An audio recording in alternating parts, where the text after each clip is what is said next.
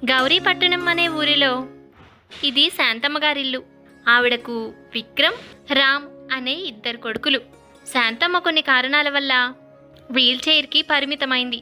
వీల్చైర్కి పరిమితం అవ్వడమే కాక శాంతమ్మ మాట్లాడలేదు, ఏ పని చేసుకోలేదు. కేవలం తను జరిగే వాటిని చూడగలదు, అంతే. ఇక ఈమె పెద్ద కోడలు సుమతి, పెద్దబ్బాయి రామ్ భార్య. సుమతి గుణవంతురాలు. ఇంటి పని వంట పని చక్కపెడుతూ అత్తగారిని ఎంతో శ్రద్ధగా చూసుకుంటూ ఆ ఇంట్లో ఇంటి భారాన్ని తనపై వేసుకుని కోడలిగా తన బాధ్యతలు ఎంతో చక్కగా నిర్వర్తిస్తున్న అమ్మాయి. ఇక విక్రమ్ కాస్త ఆకతాయితనంగా ఉండే వ్యక్తి. రామ్ ఎంతో బాధ్యతగా ఇంటి వ్యవహారాలు, బిజినెస్ పనులు చూసుకుంటూ ఉంటే విక్రమ్ మాత్రం ఏ పూట ఆఫీస్కి వెళ్ళక, బిజినెస్ వ్యవహారాలేవి పట్టించుకోక లైఫ్ని ఎంజాయ్ చేస్తున్నాడు. ప్రస్తుతం వీళ్ళు విక్రమ్ కోసం పెళ్లి చూపులకని బయలుదేరుతున్నారు. మనం కూడా వెళదామా?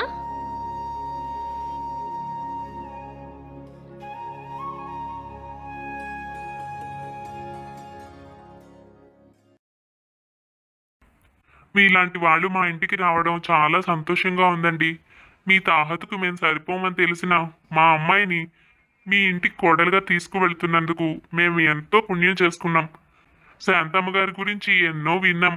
ఎంతో మంచి మనిషి. ఆవిడ భర్త బతికి ఉండగా ఎన్నో దాన ధర్మాలు చేశారు. మాలాంటి వాళ్ళెందరినో ఆదుకున్నారు. ఆవిడకు ఇటువంటి పరిస్థితి రావడం నిజంగా చాలా బాధాకరమైన విషయం. కానీ ఆ ఇంటి పరువుని, బాధ్యతని కాపాడుతూ మీరు ఆ ఇంటి కోడలుగా వచ్చి మీ అత్తగారి వారసత్వాన్ని తీసుకుంటూ హోదా గురించి ఆలోచించకుండా మా అమ్మాయిని ఇష్టపడి ఇంటి కోడలు చేసుకుంటున్నారు. నిజంగా చాలా సంతోషం. మీ రుణం ఈ జన్మలో తీర్చుకోలేను. తల్లి లేని పిల్ల, దాని బతుకు ఎలా ఉంటుందో ఏమో అని నేను బాధపడని రోజంటూ లేదు. మీ ఇంటికి అది కోడలిగా వస్తే ఇక నేను మళ్ళీ దాని మొహం చూడకపోయినా పర్వాలేదు. అంత ధైర్యం నాకు. భలే వారే బాబాయ్ గారు. ఆస్తులు అంతస్తులు చూసి మనుషుల గురించి ఆలోచించడం నా పద్ధతి కాదు. మా అత్తగారు విక్రమ్ పెళ్లి బాధ్యత నా భుజాలపైనే వేశారు. ఆవిడ ఏ రోజు నేను చేసిన ఏ పనులకి అడ్డు చెప్పలేదు. నా నిర్ణయమే ఆవిడ నిర్ణయం కూడా. మీ అమ్మాయిని గుడిలో చూడగానే నేను ఎంతో ఇష్టపడ్డాను.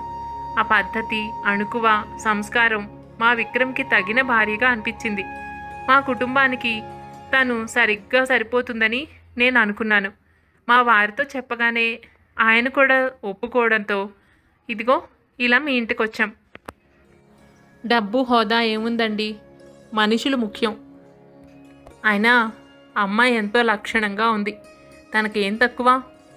ఇలా సాంప్రదాయబద్ధంగా అనుకువగా ఉండేవాళ్లే మా అత్తగారు కూడా ఇష్టపడతారు. చక్కగా ఉన్నావు. ఏం చదువుకున్నావు కావ్య? నేను డిగ్రీ పూర్తి చేశానక్క.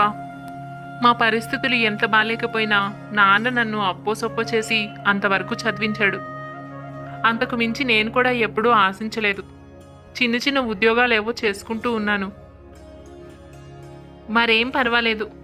నువ్వేం చేయాలనుకున్నా మన ఇంటికి వచ్చిన తర్వాత చేయొచ్చు. నీకు పూర్తి సపోర్ట్ ఉంటుంది. చదువుకోవాలన్నా, ఉద్యోగం చేయాలన్నా అడ్డు చెప్పేవాళ్లే లేరు. మా అభిప్రాయం అయితే అది. మరి విక్రమ్ ఏమంటాడో? మీ ఇద్దరూ అలా వెళ్ళి మాట్లాడుకుంటారా? విక్రమ్, కావ్య ఇంటి బయట ఉన్న పెరట్లోకి వెళతారు. సూపర్ కావ్య, చాలా బాగా యాక్ట్ చేస్తున్నావు. నేను చెప్పాను కదా, నువ్వు పద్ధతిగా అణుకుగా ఉంటే మా వదినకు నచ్చుతావని. చూడు, తనంతట తానే వెతుక్కుంటూ ఈ సంబంధం కోసం వచ్చింది. అది మన ప్లానింగ్. ఆ ఇంట్లో మా వదిందే పైచేయి. తను ఏం చెబితే అదే. తనను నొప్పించకుండా, ఇంట్లో ఎవరిని కష్టపెట్టకుండా చక్కగా మేము నడుచుకోవాలి. అర్థమైంది? హా, చాలా బాగా అర్థమైంది. మీ వదిన్ని చూడగానే ఇంకా బాగా అర్థమైంది. నీకెందుకు, నేను చూసుకుంటానుగా. ఆ ఇంట్లో ఎలా నడుచుకోవాలో, ఎలా ఉండాలో, ఆ తర్వాత ఇంటి బాధ్యతల్ని అన్నింటినీ నా భుజాలపై ఎలా వేసుకుంటానో నేను వచ్చాక చూస్తావుగా విక్రమ్. సరే, వాళ్ళకు అనుమానం వస్తుంది. తెలిసినట్టు కాకుండా కాస్త తెలియనట్టుగా మాట్లాడు.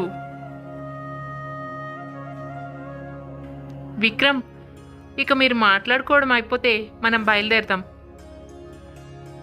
అది సంగతి. విక్రమ్ కావ్య ముందుగానే పరిచయస్తులు, ఒకరినొకరు ఇష్టపడ్డారు. కానీ అన్నకి వదినకి ఆ విషయం చెప్పలేక ఇలా పెద్దలు కుదిర్చిన పెళ్లిగా మార్చాలని విక్రమ్ ఆశపడ్డాడు. అందుకే ఇదంతా. ఒరే విక్రమ్, చూసావుగా, అమ్మాయి చాలా పద్ధతిగా పొద్దిగ్గా ఉంది. వాళ్ళ నాన్నగారు కూడా ఎంతో మర్యాదగా మాట్లాడారు. మాకైతే ఈ సంబంధం బాగా నచ్చింది. నువ్వు ఆ అమ్మాయిని ఇష్టపడుతున్నావా, పెళ్లి చేసుకుంటావా లేదా అన్న విషయం నిర్మోహమాటంగా చెప్పు. ఇందులో ఆలోచించేదేం లేదు. నీ ఇష్టానికి ముందు ప్రాధాన్యత. మీ వదిన సంబంధం తీసుకొచ్చింది కదా, తను చెప్పిన అమ్మాయినే పెళ్లి చేసుకోవాలంటుందేమో, లేదంటే కోపగించుకుంటుందేమో, ఇలాంటి ఆలోచనలు ఏమీ పెట్టుకోవద్దు, సరేనా? నీకు నేను ఫుల్ సపోర్ట్ ఇస్తాను. నచ్చకపోతే చెప్పేసేయ్, ఏం పర్వాలేదు. భలే చెప్పారు. నేనేమైనా తనని ఫోర్స్ చేశానా? ఆ అమ్మాయి నచ్చింది, ఒకసారి చూసొద్దాం అన్నాను. నాకైతే బాగున్నట్టే అనిపించింది. విక్రమ్ ఇష్టం కనుక్కోకుండా పెళ్ళి ఎలా చేస్తాను చెప్పండి? విక్రమ్ మీ అన్నయ్య కాదు, నేనే చెప్తున్నాను. నీకు నచ్చితేనే పెళ్లి చేసుకో, లేదంటే నీకు నచ్చే అమ్మాయినే వెతుకుదాం. మరేం తొందర లేదు. నీకు ఆ అమ్మాయి ఏమనిపించిందో నిర్మోహమాటంగా చెప్పు. నాకు కూడా తను నచ్చింది అన్నయ్య. వదిన సెలెక్ట్ చేశాక ఇంకా ఆలోచించేదేముంది? వదిన ఏదో చేస్తుందని కాదు, తను ఎప్పుడూ తల్లిలాగానే చూసుకుంది. తను నన్ను ఏమంటుంది చెప్పు? నాకు నిజంగానే ఆ అమ్మాయి నచ్చింది. పెళ్లి ముహూర్తాలు పెట్టించండి, నాకు ఎటువంటి అభ్యంతరం లేదు. సరేరా, అయితే చాలా సంతోషం. మొత్తానికి నీ పెళ్లి కూడా అయిపోతోంది. మన ఇంట్లో నేను ఇంటి పెద్దగా వ్యవహరిస్తూ నీ పెళ్లి చేయాలన్నమాట. ఇదిగో విక్రమ్, ముందే చెప్తున్నాను, ఇదివరకట్లా గాలి తిరుగుళ్ళు తిరగడం మానేసి బుద్ధిగా ఆఫీస్కి రా. బిజినెస్ వ్యవహారాలన్నీ చూసుకో. నువ్వు కూడా ఒక పద్ధతి గల మనిషివని నిరూపించుకో. రేపు నీ భార్య వచ్చిన తర్వాత ఇలాగే ఉన్నావే అనుకో, తను నిన్ను అస్సలు లెక్క చేయదు. జాగ్రత్త. ఏ భార్య అయినా తన భర్త అన్ని పనులు చేయగల సమర్థవంతుడు, తెలివైనవాడు అవ్వాలి అనుకుంటుంది. నువ్వేమో ఇలా టైం వేస్ట్ చేస్తూ లైఫ్ని ఎంజాయ్ చేస్తూ గడుపుతున్నావు. నేను పనిచేసి నీకు అన్నం పెట్టలేక కాదు, నీ అంతట నువ్వుగా పని చేసుకుని సంపాదించుకుని నీ జీవితం నువ్వు ఒక దారిలో పెట్టుకుంటేనే నీ గౌరవం. ఎక్కడి నుంచి అయినా సరే నా మాట విని ఇక్కడి నుంచి కుదురుగా ఉండు. సమయానికి ఇంటికి రా. అన్ని పనుల్లోనూ నైపుణ్యత పెంచుకో. విక్రమ్ కూడా అందుకు తలూపాడు. ఈ శుభవార్త అత్తగారితో చెప్పడానికి వెళ్ళింది సుమతి. మొత్తం మీద మీరు అనుకునే రోజు వచ్చింది అత్తయ్య. విక్రమ్ ఎప్పుడు బాధ్యతగా ఉండడు, ఒక దారిలో పడడు అని చాలా కాలం నాతో అంటూ ఉండేవారు. మీరు నాతో మాట్లాడి ఇలాంటి పరిస్థితికి వచ్చి 2 ఏళ్ళు అవుతోంది. నా దురదృష్టం, నేను ఈ ఇంటికి వచ్చిన 6 నెలల వరకు మీరెంతో ఆరోగ్యంగా ఉన్నారు. ఇవాళ ఈ పరిస్థితుల్లో నేను చూడలేకపోతున్నాను. చాలా చాలా బాధగా ఉంది. కానీ పెద్దరికం చేసుకుని విక్రమ్ బాధ్యత తీసుకుని తనకు పెళ్లి చేసి మీరు సంతోషం చూడాలన్నదే నా ఉద్దేశం. అమ్మాయి కుందనపు బొమ్మలా ఉంది.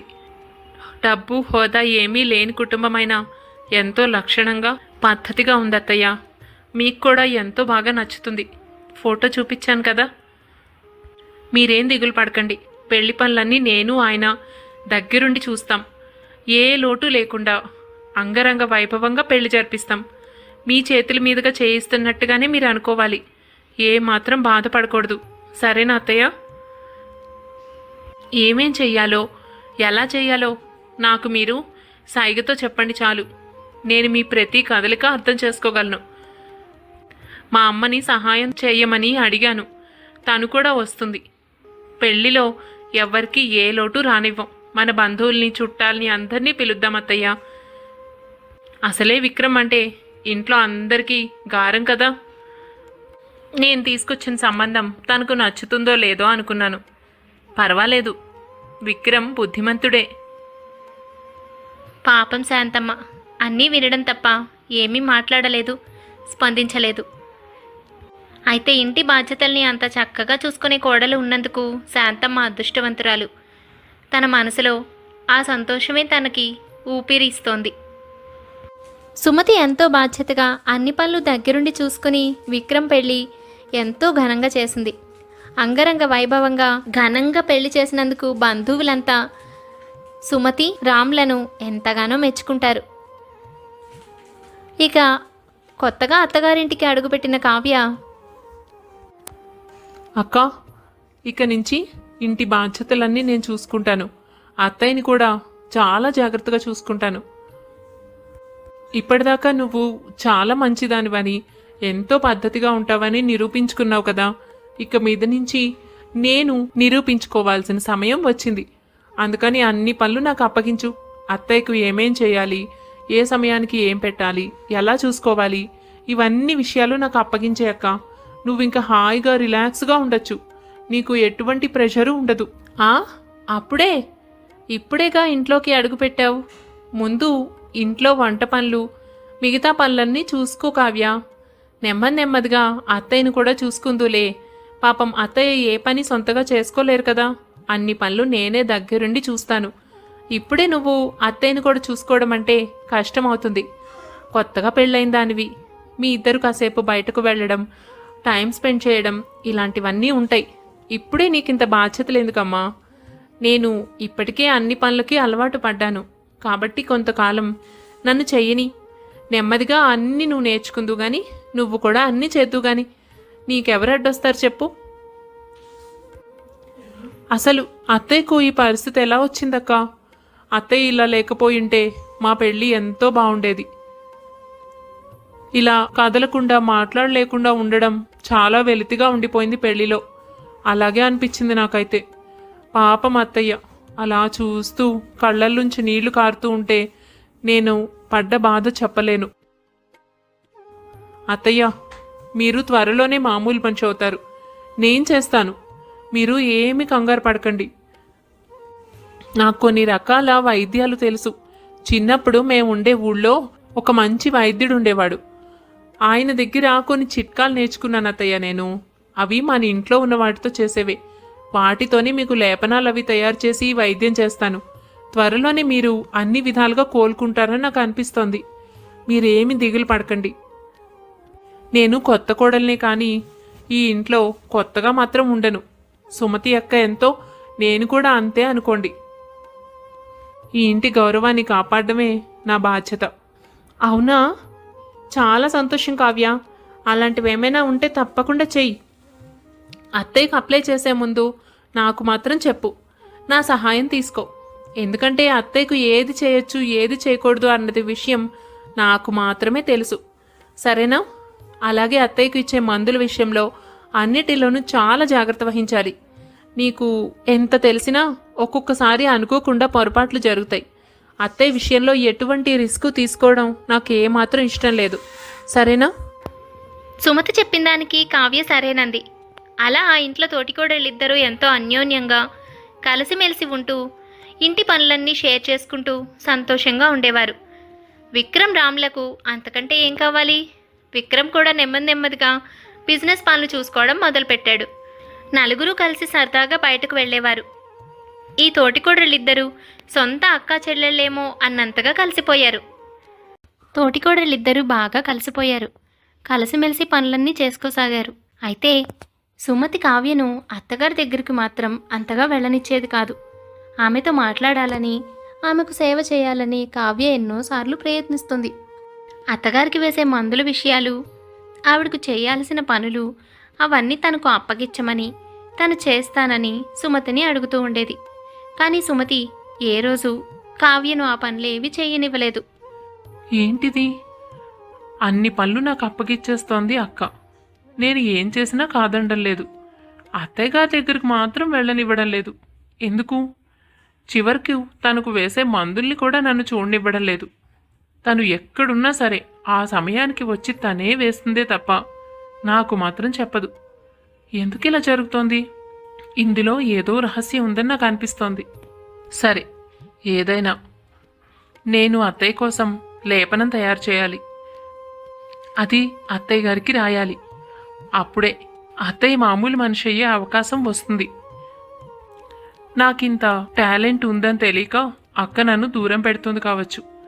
ఇప్పుడు నేను అత్తయ్యకు నయం చేశానంటే అప్పటి నుంచి ఆ పనులు కూడా నాకే అప్పగిస్తుందిలే. కావ్య శాంతమ్మ కోసం ఏవో లేపనాలు మందులు తయారు చేసి తీసుకువచ్చింది. కావ్య, ఇవి వేటితో చేశావు? నాకు ఆ వివరాలన్నీ చెప్పు. ఎందుకంటే అత్తయ్యకి అన్నీ పడవు. అత్తయ్యకి ర్యాషెస్ వస్తాయి, హెల్త్ ప్రాబ్లమ్స్ కూడా వస్తాయి. అంటే నువ్వు ఏవో మూలికలు ఆకులు తీసుకురావడం నేను చూశాను. సారీ కావ్య, ముందే నీకు చెప్పుండాల్సింది. నువ్వు వాటితోనే దీన్ని తయారు చేసుంటే అవి మాత్రం అత్తయ్యకు వాడద్దు. అవి ఏమాత్రం మంచివి కావు. అత్తయ్యకు తప్పకుండా ర్యాషెస్ వస్తాయి, నాకు తెలుసు. నేను చూస్తున్నాగా 2 ఏళ్ల నుంచి. అక్క, నేను అసలు ఇది ఎక్కడా వినలేదు. నేను తెలిసిన డాక్టర్ అని చెప్పాను కదా, ఆయన ఎవరికైనా ఇలాంటి సమస్యలు వచ్చినప్పుడు వీటినే వాడి నయం చేసేవారు తెలుసా. ఏమాత్రం కదలిక లేని కాళ్లల్లో కదలిక వచ్చేది, ఏమాత్రం రెస్పాన్స్ ఇవ్వలేని మైండ్ కూడా దీనికి రెస్పాండ్ అవుతుంది. నేను నా కళ్ళారా చూశానక్క. అసలు ఆ ఆకుల్లో అంత ప్రమాదం చేసేవేవీ లేవే. ఇవన్నీ వైద్యానికి పనికొస్తాయని నిరూపితమైనవే. అవునమ్మా, నాకు ఆ విషయం తెలుసు. కానీ అత్తయ్యకి అవి పడవు. నువ్వు అనుకుంటున్నవి ఏవైతే ఉన్నాయో అందరి బాడీకి ఒకేలాగా పనిచేయవు. ఒక్కొక్క శరీరానికి ఒక్కొక్కటి ఒక్కొక్కలా రెస్పాన్స్ ఇస్తుంది. కానీ అక్క, అలా అని నువ్వైతే ఏ లేపనాలు తయారు చేసి అత్తయ్యకు రాయడం లేదు కదా. నేను కూడా చూశాను. మరి అత్తయ్యకి ఏవి పడతాయి? ఇవి వైద్యానికి పనికొస్తాయి అంటుంటే నువ్వేమో పనికిరావు, ఇంకా ఇంకా పాడు చేస్తాయి అంటున్నావు. పోనీ అత్తయ్యకి ఏం పడతాయి? ఏ విధంగా నయం అవుతుంది? దానికోసం నువ్వేం వాడుతున్నావు? ఈ విషయాలు కూడా నాకైతే ఏం తెలియలేదు. ఇన్ని రోజుల నుంచి ఏవో మందులు వేస్తావు, కానీ అవేమిటో కూడా ఎవరికీ తెలీదు. కానీ దీని మీద నాకు పూర్తి నమ్మకం ఉంది. దీనికోసం నేను ఒక చూర్ణం కూడా తయారు చేశానక్క. అది కానీ కలిపిస్తే అత్తయ్య త్వరలోనే మాట్లాడగలుగుతారు కూడా. నువ్వు చాలా కంగారు పడుతున్నావు కావ్య. ఇంత తొందరపడితే అయిపోయే పనులు కావివి. నేను అత్తయ్య ఈ పరిస్థితికి రాకముందు, వచ్చిన తర్వాత 2 సార్లు ఈ పరిస్థితుల్ని ఎదుర్కొన్నాను. కాబట్టి నాకు ఆవిడ గురించి పూర్తిగా తెలుసు. నేను చెప్పాను కదా, నువ్వు తీసుకువచ్చిన వాటితో చేసినవేవి కూడా అత్తయ్యకు పనికిరావు. తనకు ఏవేం పనికొస్తాయో, ఏవైతే హాని చెయ్యవో నేను నీకు రాసిస్తాను. వాటితో నువ్వేదైనా చెయ్యి, రాయి, నేనేమీ కాదనలేదు. కానీ నువ్వు తీసుకువచ్చినవి మాత్రం తనకు మంచివి కావు. నా మాట విను. నేను నిన్నైతే బాధ పెట్టాను కదా, అర్థం చేసుకో కావ్య.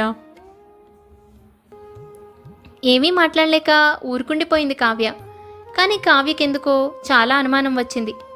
ఇంటిల్లిపాదిని చాలా జాగ్రత్తగా చూసుకుంటూ, అన్ని పనులు దగ్గరుండి చేస్తూ, ప్రతి విషయంలోనూ బాధ్యతగా నడుచుకుంటూ ఉంటున్న సుమతి అత్తగారి విషయంలో అందరూ మందుగా పనికొస్తాయన్న వాటిని ఎందుకు ఒప్పుకోవడం లేదో కావ్యకు అనుమానం వచ్చింది. కథ చాలా ఆసక్తిగా సాగుతోంది కదూ. మరి కథలో తర్వాత ఏం జరుగుతుందో తెలుసుకోవాలంటే వచ్చే భాగం వరకు ఎదురు చూడాల్సిందే. కథ నచ్చిందా? అయితే తప్పకుండా లైక్ చేసేయండి. మరి ఇంకెన్నో మంచి మంచి కథల కోసం మా ఛానల్ని సబ్స్క్రైబ్ చేసుకోండి. కథపై మీ అభిప్రాయం తప్పకుండా కామెంట్ చేయండి. కథ తర్వాయి భాగంలో మళ్ళీ కలుద్దాం.